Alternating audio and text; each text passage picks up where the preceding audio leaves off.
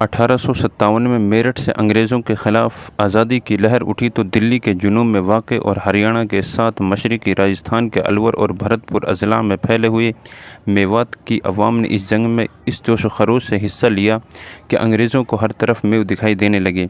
दिल्ली पर कब्ज़ा और हिंदुस्तान पर गिरफ्त मजबूत करने के बाद सबसे पहले जिस कौम को सबक सिखाने का फ़ैसला किया गया वो मेव कौम थी। अंग्रेज़ों का ख़्याल था कि ये सब किया धरा मेव का है।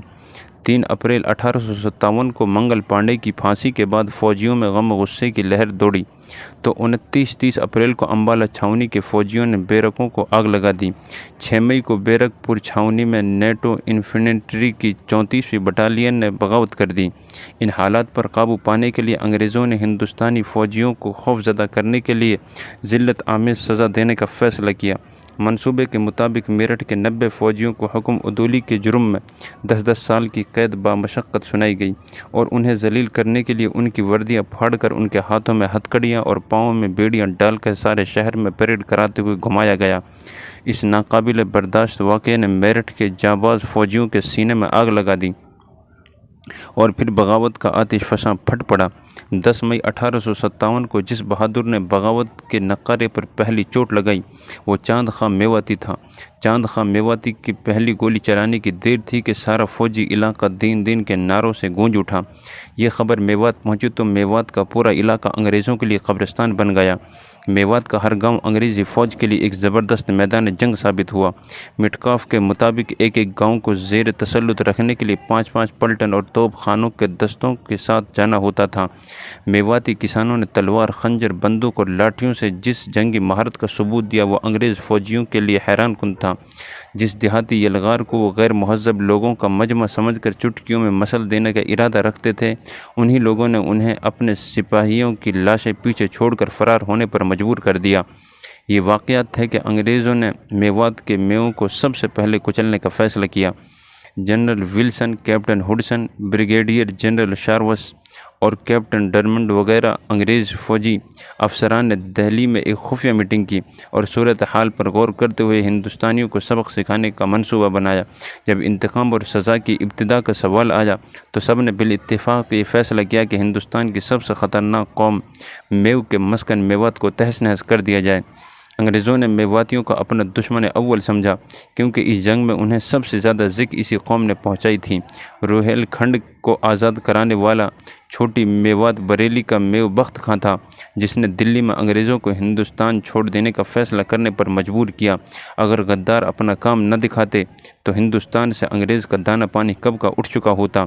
ये बख्त खां ही था जिसने आखिरी वक्त मकबरा हुमायूं में रूपोश बहादुर शाह ज़फ़र के सामने बादशाह के समधी अंग्रेज़ों के जासूस गद्दार वतन मिर्ज़ा इलाही बख्श को डांट कर कहा था कि हम जाकी दहलीज़ पे पनहा धर दे वहाँ वो बादशाह बन जावे है। हुआ ये था कि सुक़ूत दिल्ली के बाद आखिरी वक्त जब बादशाह लाल किले से निकलकर मकबरा हुमायूं में छुपा बैठा था तो जनरल बख्त ने बादशाह को मशवरा दिया कि वो दिल्ली को छोड़कर किसी और जगह चलकर जंग जारी रखे कि हिंदुस्तान सिर्फ दिल्ली का नाम नहीं। इधर मेजर हुडसन ने मिर्ज़ा इलाही बख्श की ये ड्यूटी लगाई कि बादशाह को दिल्ली से बाहर न जाने दें। बादशाह बचकर निकल गया तो दिल्ली की फतह बेकार और बेमकसद हो जाएगी। बादशाह की गिरफ़्तारी बहुत ज़रूरी है। इलाही बख्श फ़ौरन मकबरा हुमायूं पहुंचा और बादशाह को अंग्रेज़ों से मुलाकात पर आमादा करने लगा। इतने में जनरल बख्त भी पहुंच गया। उसने बादशाह को दिल्ली से भाग जाने का मशवरा दिया और कहा कि हिंदुस्तान बहुत बड़ा है, हम कहीं भी जाकर अंग्रेज़ों के ख़िलाफ़ जंग जारी रख सकते हैं। इलाही बख्श ने बात बिगड़ते देखी तो बादशाह को डराया कि जनरल बख्त आपको कठपुतली बनाकर ख़ुद बादशाहत करेगा। इसके जवाब में जनरल बख्त ने यह तारीख़ी फ़क़रा कहा कि जिसे इशरत रहमानी ने अपनी किताब तारीख़ जंग आज़ादी में नकल किया है कि हम जाके दहलीज़ पे पन्हा धर दे वहाँ वो बादशाह बन जावे है, यानी कि जिसकी दहलीज़ पे हम अपनी जूतियाँ रख देते हैं वो बादशाह बन जाता है। जनरल बख्त के 14,000 मेव मुजाहिदों ने मुग़लों को जंग जीत दी थी मगर उनके अपनों की गद्दारी ने जीत को हार में बदल दिया। जब अंग्रेज़ कश्मीरी दरवाज़े पर दबाव डाल रहे थे तो ये मेवात बड़का काले खां गोला अंदाज मेव था जिसने अंग्रेज़ों के छक्के छुड़ा दिए थे और उन्हें दिफाई पोजीशन पर मजबूर कर दिया था। राजमहल की निगरानी भी मेवों के सुपुर्द थी जिन्होंने अंग्रेज़ों के लिए काम करने वाले जासूसों की बार बार निशानदही की थी। پننگوا سالار صدر الدین میو، میجر جوہر خان میواتی، اندور کا سعادت خان میواتی، الہ آباد کا مولوی لیاقت علی میواتی، پیلی بھیت کا علی میواتی، رائے سینا کا علی حسن خان میواتی، لال بہادر خان میواتی، بڑکا کالے خان، گولہ انداز، جنرل بخت اور بہت سے میو کردار ایسے تھے جن کے ہاتھوں انگریزوں کو گہرے زخم لگے تھے۔ 1857 کی لسواڑی کی جنگ کے دوران میوں کی لوٹ کو انگریز نہیں بھولے تھے۔ وہ جانتے تھے کہ دلی میں جنرل بخت کی کمان میں جو فوج لڑ رہی تھی اس میں کثیر تعداد میں میو مجاہدین ہیں۔ دلی کی فتح کے بعد جس قوم نے دیر تک انگریزوں سے لوہا لیا وہ میو ہی تھے۔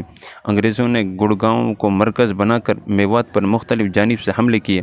انگریزوں کا پہلا حملہ دہلی کے انگریز اسٹینڈ کی کمان میں رائے سینا پر ہوا۔ یہ کالے خان گولہ انداز کا علاقہ تھا۔ اس لڑائی میں انگریزوں کو شکست ہوئی اور قلعہ فورٹ اپنے 60 سپاہیوں سمیت مارا گیا۔ اگرچہ اس لڑائی میں کالے خان گولہ انداز بھی شہید ہو گیا تھا مگر انگریزوں کو بری شکست کا سامنا کرنا پڑا۔ ایک وقت میں میوات پر 10 جگہ پر حملے کیے جانے لگے تاکہ میو متحد ہو کر نہ لڑ سکیں۔ عورتیں، بچے، بوڑھے جو بھی دکھائی دیتا انگریزوں کے ظلم کا نشانہ بن جاتا۔ 27 نومبر کو کیپٹن رام سین نے پننگوا پر حملہ کیا۔ یہ سالار صدر الدین میو کا علاقہ تھا۔ شاروش نے لڑائی میں تقریباً 25 گاؤں کو خاکستر کر دیا۔ بے شمار لوگ شہید ہوئے، لاکھوں کی فصلیں تباہ ہوئی مگر میواتی سر سے کفن باندھ کر ڈٹے رہے۔ شاروش کی فوج کئی دن تک سوہنا اور تاوڑو کے علاقے میں رہی۔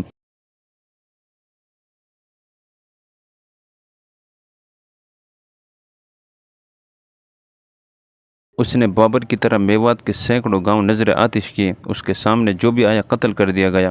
انگریزی فوج نے کئی مہینے تک میوات میں موت کا کھیل کھیلا۔ اگرچہ سوہنا، تاوڑو، رائے سینا، روپڑا کا گھاسیڑا، پننگوا اور مہو وغیرہ مقامات پر میوں نے ڈٹ کر انگریزی فوج کا مقابلہ کیا مگر بہتر ہتھیار، تربیت یافتہ منظم فوج، غداران وطن کی مدد سے کامیابی انگریزوں کو ملی۔ سوہنا میں غداروں کی کافی تعداد تھی۔ یہ لوگ میو اور گوجر انقلابیوں کے خلاف انگریزوں کی مدد کر رہے تھے۔ نوح میں 52 اور فیروز پور میں 14 معتبر اور معروف افراد سمیت کافی لوگوں کو پھانسی دی گئی۔ ہزاروں افراد کو قید میں ڈالا گیا۔ میوں نے نوح، رائے سینا، گھاسیڑا، روپڑا کا کوٹ، ہتھین، دوہا، نوگاں ریاست الور، فیروز پور، پننگوا، مہو اور گنگوانی کے محاذوں پر توپوں، دور مار رائفلوں کے مقابلے میں روایتی ہتھیار تلوار اور برچھوں سے انگریزوں کو بھاری نقصان پہنچایا مگر توپ اور تلوار کا کیا مقابلہ، برچھا اور دور مار رائفل کی کیا نسبت۔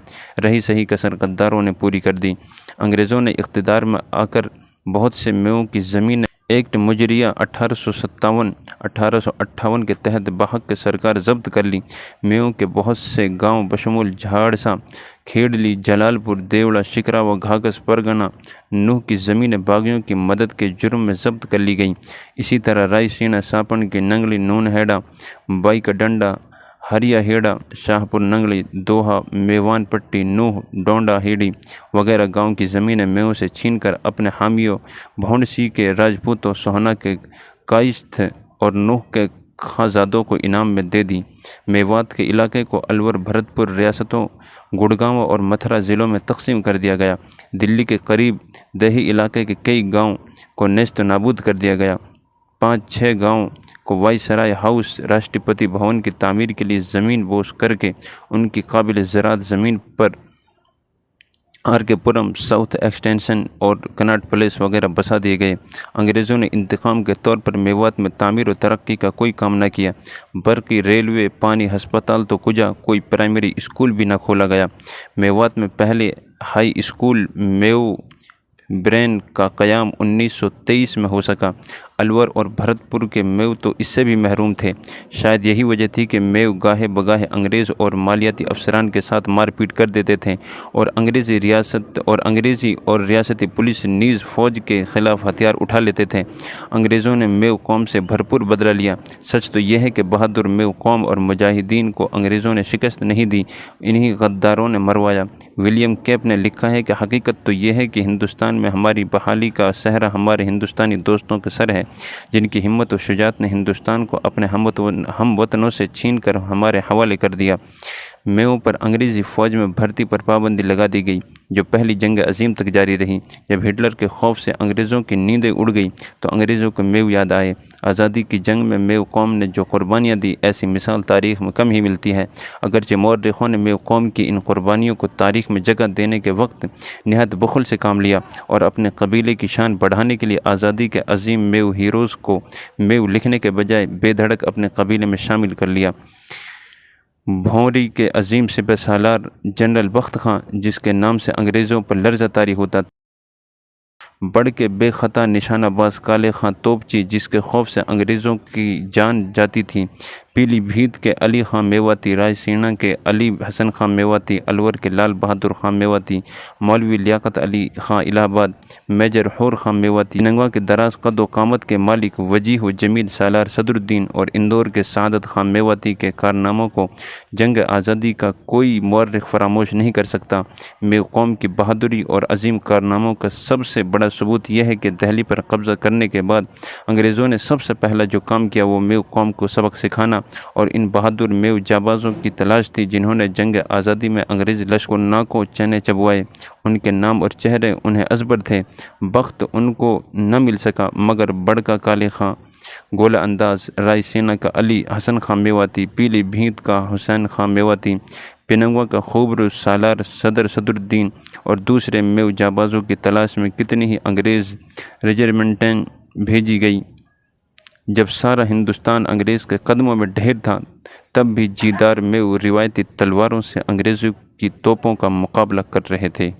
क्या लोग थे जो राह वफ़ा से गुज़र गए, क्या लोग थे जो राह वफ़ा से गुज़र गए, जी चाहता है कि नक्श कदम चूमता चलूँ। आज हमारी कौम के अंदर वो बहादुरी, वो जज्बा क़ुरबानी और वो अज़्म और हौसला बाकी नहीं रहा। उसी हौसले को दोबारा अपने नौजवानों के अंदर पैदा करने के लिए और वही गैरत ईमानी सीनों के अंदर पैदा करने के लिए उलमा और स्कूल, कॉलेजेस और यूनिवर्सिटीज़ से निकले हुए तालीम याफ्ता तबके को एक साथ मिलकर काम करना होगा। आपको ये वीडियो अगर अच्छी लगी तो इसको शेयर ज़रूर कर दें। अस्सलाम।